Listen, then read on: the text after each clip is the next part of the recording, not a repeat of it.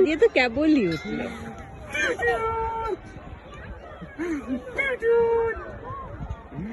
এই মেয়েটা একটু ভয় নেই।